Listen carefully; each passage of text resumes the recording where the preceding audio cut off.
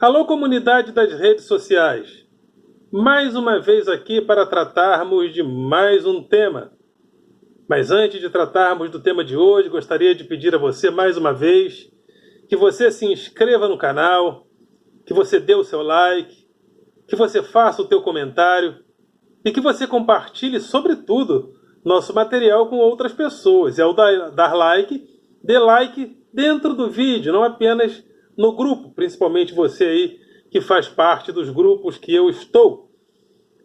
E também gostaria de solicitar a você, de convidar a você para participar do meu grupo de Facebook, Filosofia com Eldon Rosa Masson, e que você visite o meu blog diariamente, através do endereço rosamasson.blogspot.com. Rosa Masson sempre com 2 S e tudo junto.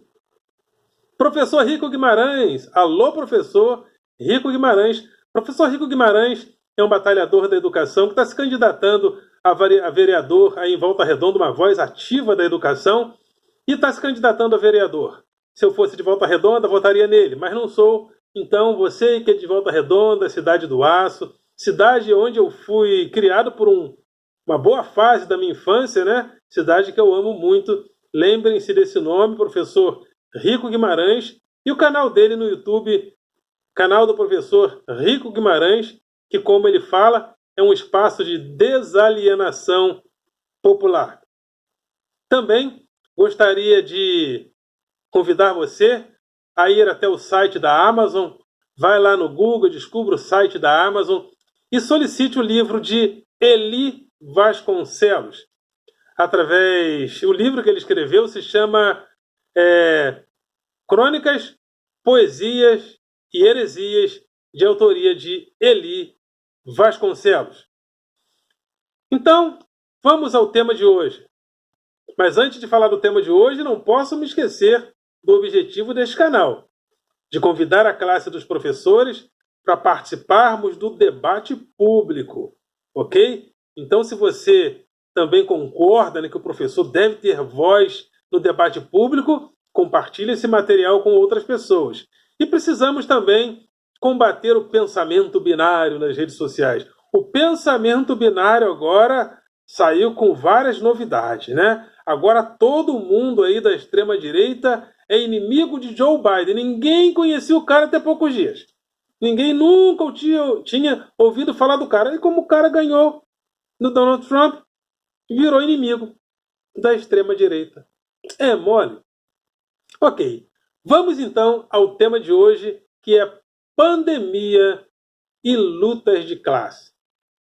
Dizem algumas mais línguas, penso eu, que são mais línguas, que não existe lutas de classe. Não existem mais lutas de classe. Evidentemente que nós não podemos falar de lutas de classe hoje como se nós estivéssemos nos dias de Karl Marx, ou nos dias do início da industrialização no mundo. Não estamos mais nesses dias. Mas não dizer que lutas de classe existem, dizer que lutas de classe não existem mais, é ignorar o fato de que no Brasil, no mundo e no Brasil sobretudo, em plena pandemia, os mais ricos estão ficando cada vez mais ricos e os mais pobres estão ficando cada vez mais pobres. Me explique então por quê? Ninguém está mexendo os pauzinhos para que os mais ricos fiquem mais ricos e os mais pobres mais pobres? Porque mesmo que não existam mais as lutas de classe tradicionais, me parece que os mais ricos ainda desempenham alguma luta para ficarem cada vez mais ricos e, sobretudo no Brasil, os pobres cada vez mais pobres, com a miséria presente, com a fome presente. Fome, né, que o presidente disse que não existe no Brasil, né? Detalhe, né? Ele disse que não existe. Então, as lutas de classe têm que ser organizadas como hoje?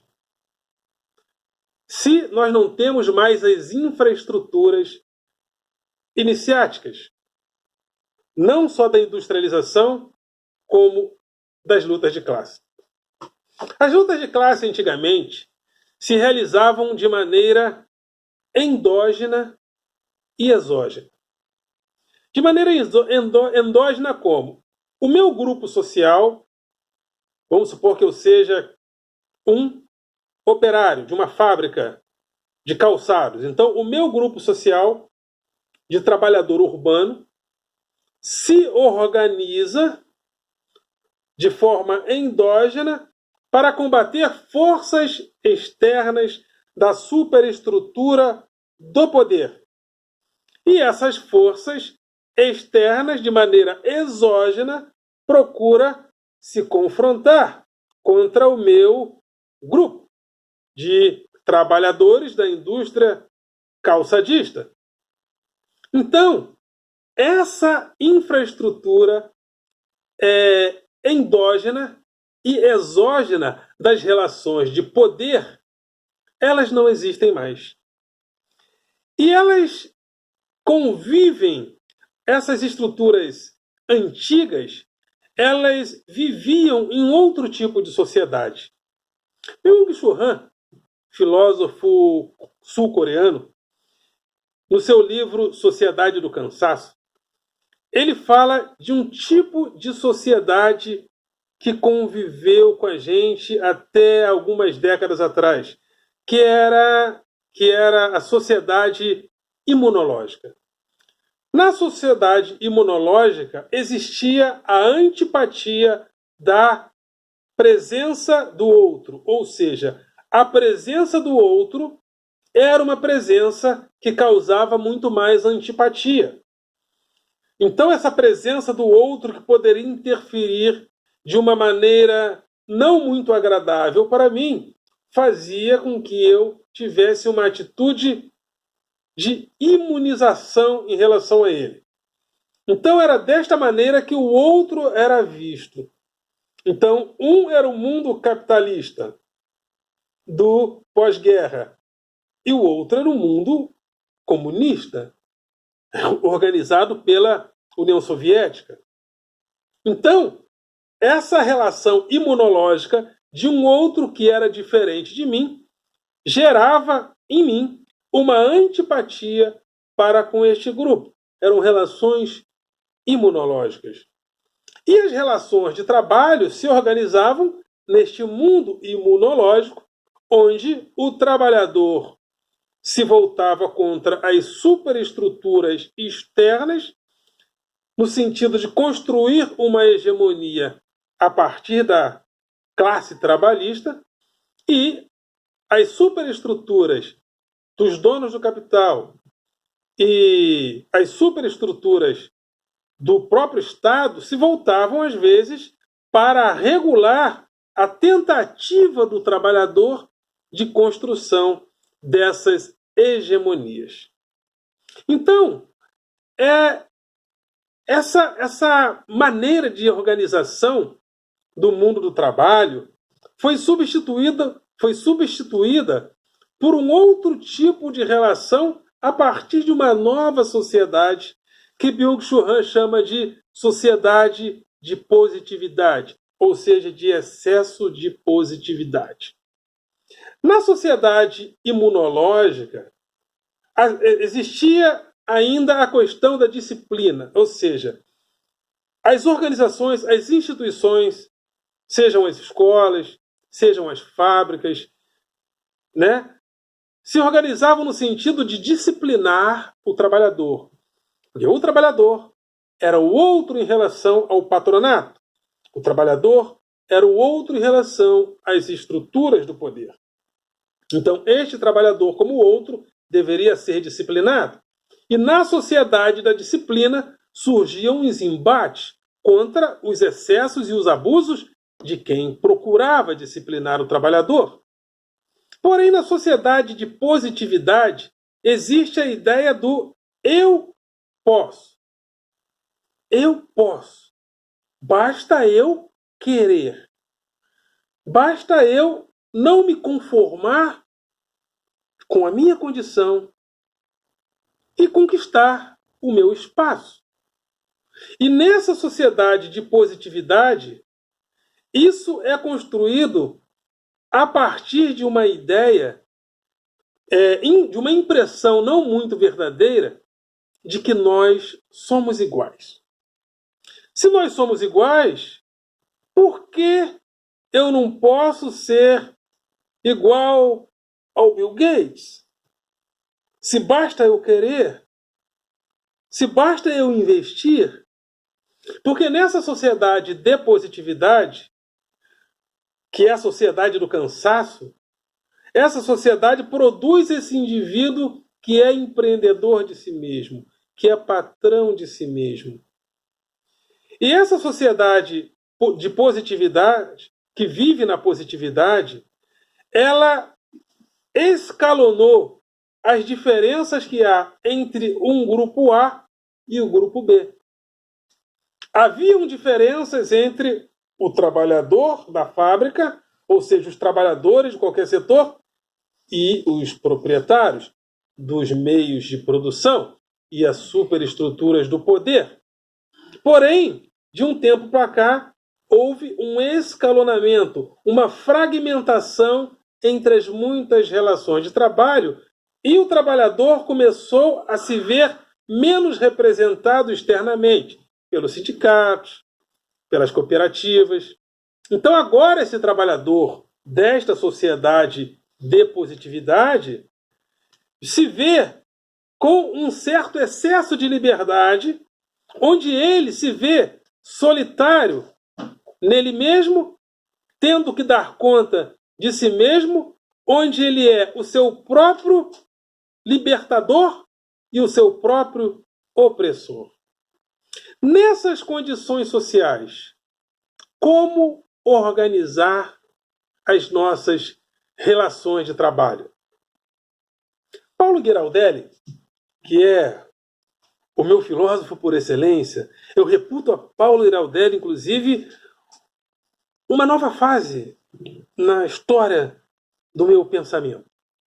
Mas Paulo Ghirardelli, ele tem algumas nuances, muito embora ele reconheça as mudanças do mundo do trabalho.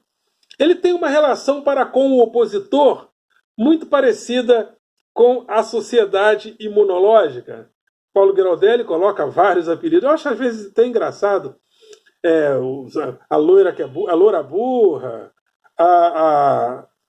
ele chama a Gabriela Prioli de Gabriela Piolho, o Henri Bugalho de Henri Bagulho Bochecha, e exagera um pouquinho nessas colocações, mas isso faz com que a argumentação dele se pareça muito com estes dias da sociedade imunológica, onde ele parece fazer um esforço bastante, que eu não estou dizendo que não seja válido, um esforço sobremodo para criar uma hegemonia em relação àquele outro que aparentemente se apresenta de uma maneira não legítima, às vezes fazendo citações, aí eu acho educativo, né? Às vezes alguns outros aparecem fazendo citações a livros, citações que às vezes não tem nada a ver. Mas apesar desse comportamento de Paulo Ghirardelli, eu não estou dizendo que ele não deva fazer. Os apelidos eu acho um pouco exagerados. Mas eu não estou dizendo que não deva haver pensadores que fazem esse embate imunológico. Até porque vivemos em um momento que, em plena pandemia, os ricos estão ficando mais ricos e os pobres estão ficando mais pobres. Então, quando aparece alguém fazendo esse embate imunológico, eu acho que esse embate imunológico tem alguma importância para a gente. Então, mas eu penso que ele às vezes exagera um pouco no discurso imunológico. Mas, a despeito disso, vivemos uma sociedade de positividade, de fragmentação do mundo do trabalho, onde todos nós nos encontramos como agora empreendedores de nós mesmos. E como nós vamos nos organizar e como nós vamos nos reorganizar para, como trabalhadores que precisamos lutar por alguma coisa, porque, sobretudo na era pós-pandemia, nós vamos precisar de luta. Mas nós temos alguns problemas de infraestrutura que nos dificultam muito.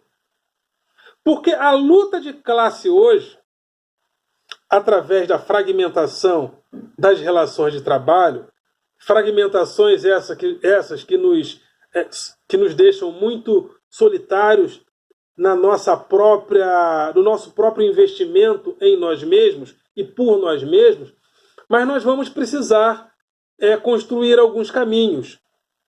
Vamos precisar construir alguns caminhos, porque a luta de classe não se dá mais como lutas de classe. Aí é que eu quero entrar.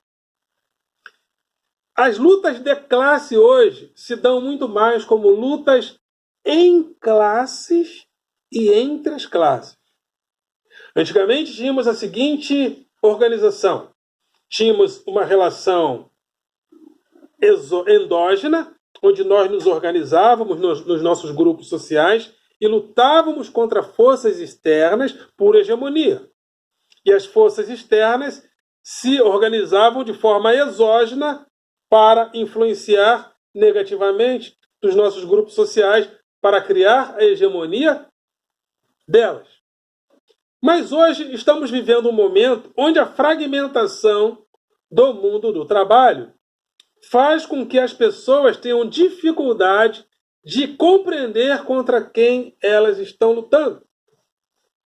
Até porque a logística das relações trabalhistas nos distanciam sobremodo das superestruturas do poder. Por exemplo, Maria Lúcia Fatorelli tem dito que o principal responsável pela crise que vem, principalmente desde 2014 no Brasil, é criada através das políticas monetárias suicidas, como ela fala, do Banco Central. Eu gostaria que vocês, inclusive, fossem à Auditoria Cidadã da Dívida Pública, presidido por Maria Lúcia Fatorelli, para ver as explicações. Inclusive, eu gravei um vídeo com uma pergunta. Foram 2 vídeos com essa pergunta. Será que o Banco Central está nos roubando? E no nosso dia a dia, que relação que nós temos com o Banco Central? Que relação que nós temos com o que o Banco Central está fazendo? Porque antigamente tínhamos um contato maior com o que a fábrica fazia, com o que os donos das fábricas faziam, com o que os empregadores faziam. Mas o que nós sabemos sobre o Banco Central? Que interferência o Banco Central realiza que nos influencia positiva ou negativamente? É uma pergunta.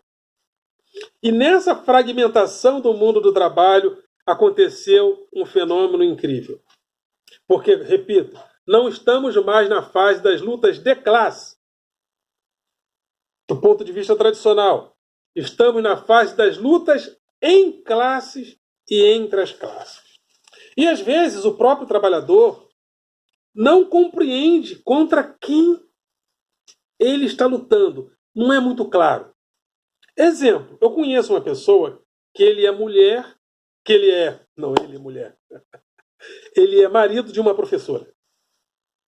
E a estabilidade da família dele, porque ele é autônomo e nem sempre a grana entra com muita regularidade, mas a vida econômica da família dele, o conforto e o futuro da filha, sobretudo, depende muito também do trabalho da mulher dele como professora, que tem 2 empregos públicos.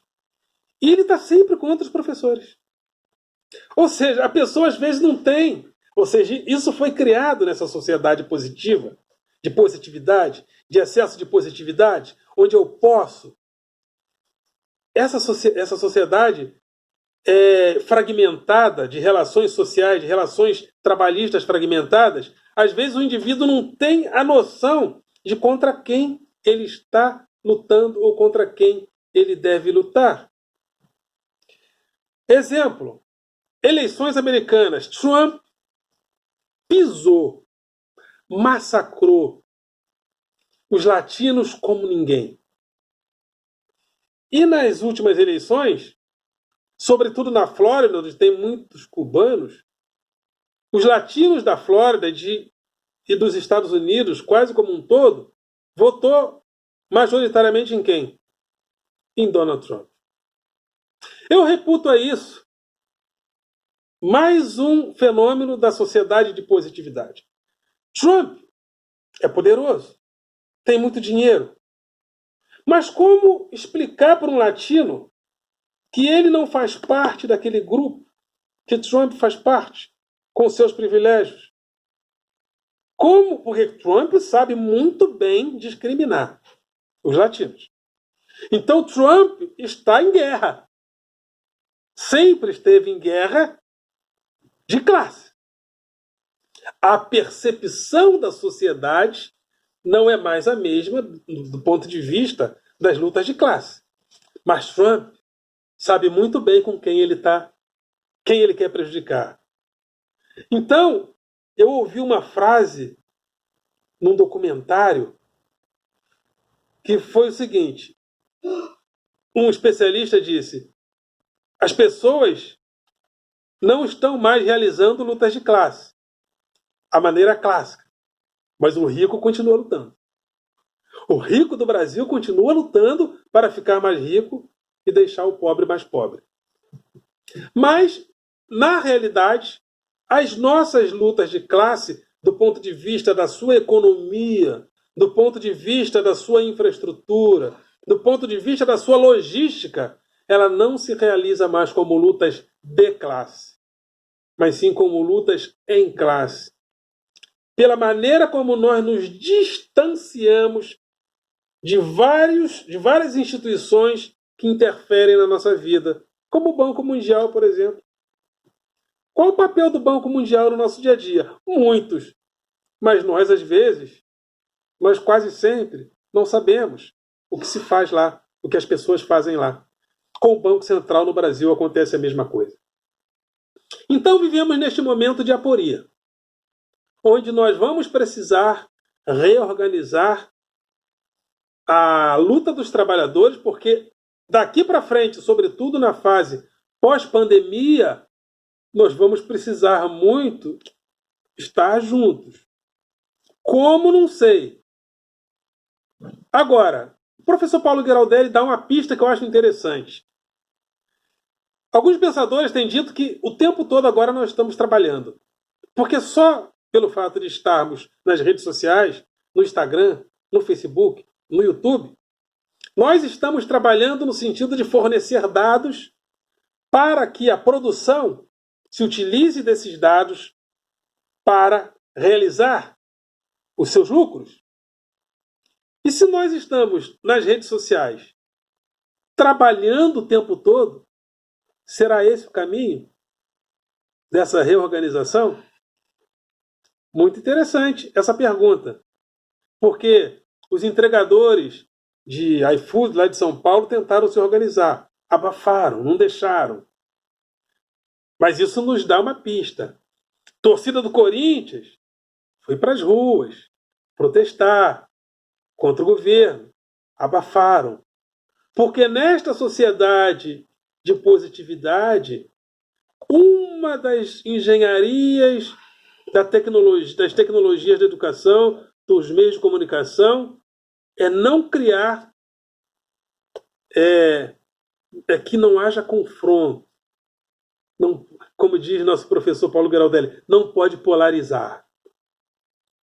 Então estamos diante deste impasse. Mas vamos precisar nos reorganizar, não sei como. Porque como não estamos mais na época das lutas de classe, infelizmente estamos lutando agora de forma endógena, dentro das nossas classes, e de forma exógena dentro dos nossos grupos sociais. Tendo dito isso, eu gostaria de deixar esse recado para a necessidade, né, alertando para a necessidade intrínseca que nós vamos ter, né, nós vamos ter a necessidade de nos reorganizarmos como trabalhadores na época, principalmente na época da pós-pandemia.